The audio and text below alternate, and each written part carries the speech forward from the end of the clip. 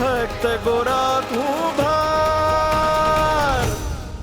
ભાઈબંધ, હવે તમે મારી પાસેથી વચન માંગી લીધું એટલે હું એકલો પડી ગયો છું. હજુ તો એક જ દી થયો છે ને મને એવું લાગ્યું કે કેટલા બધા દીથી તમને જોયા જ નહીં. હવે આગળના દિવસો કેમને જશે ભાઈબંધ?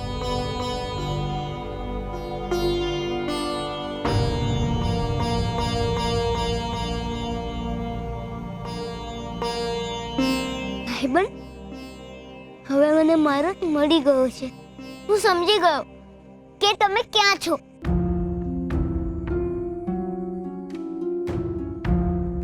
તમે આ વડમાં છો,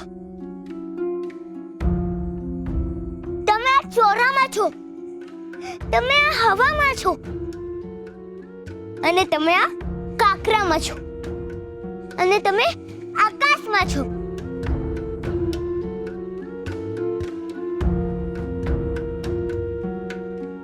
ભાઈબંધ, હવે હું રોજ આ કાકરા ઉપર બીજો કાકરો મૂકીશ ને એટલો મોટો ડુંગર બનાવીશ એ છેક તમારા સુધી પૂગી જશે ને એ ડુંગર ઉપર ચડીને હું તમારા સુધી પૂગીશ.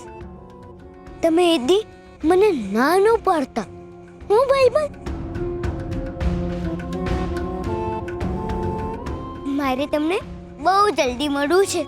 તમે મને મળશો ને જલ્દી?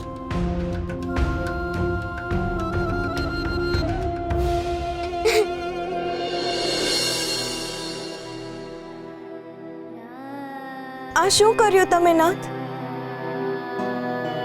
એક ભક્ત પાસેથી ભગવાન છીનવી લીધા તમે. એક હૃદય પાસેથી શ્વાસ છીનવી લીધા તમે. નાથ, તમે તો ગોરાના જીવવાનું કારણ છો.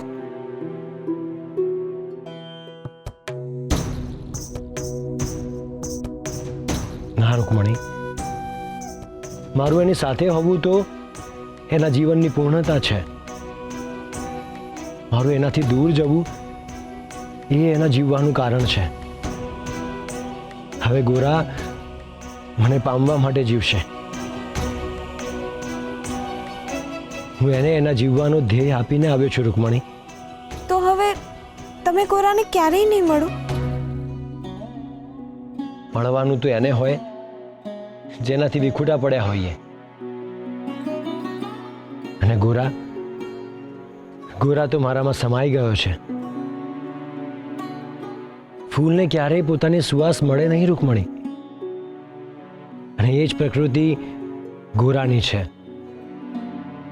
કૃષ્ણ તો ગોરાનો સ્વભાવ છે, અને સ્વભાવને મળવાની મથામણ ના હોય. તેમ છતાં પણ ક્યારેક તું મારા ભાઈબંધને મળીશ જ.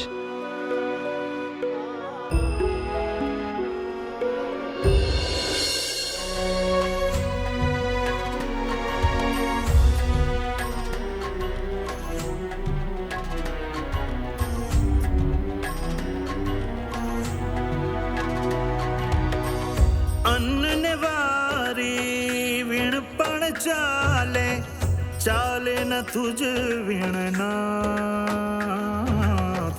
ચાલે ન તુજ વીણનાથ. સોહમ શ્વાસે નામ છે તારું, પંચ તત્વ તું પ્રાણ, પંચ તત્વ તું પ્રાણ. જેમ સુદામા સાથે કીધો એવો ચાહું સર. મારા તારણહાર, મારા તારણહાર, મારા તારણહાર.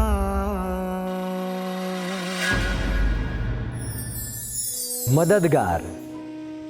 મનુષ્ય જ્યારે કોઈ વિકટ પરિસ્થિતિમાં મુકાઈ જાય, એને એની દુવિધાનો બીજો કોઈ જ માર્ગ ના દેખાય, એને લાગે કે હવે કોઈ જ માર્ગ નથી, ત્યારે એ ઈશ્વરને યાદ કરે છે. એની પાસે આશાનું એક કિરણ હોય છે, અને એ છે ઈશ્વર. ઈશ્વર પણ પોતાના સંતાનોને દુઃખમાં નથી જોઈ શકતા, અને એટલે જ સમય આવે અને જરૂર પડે એ મદદ કરવા પહોંચી જ જાય છે.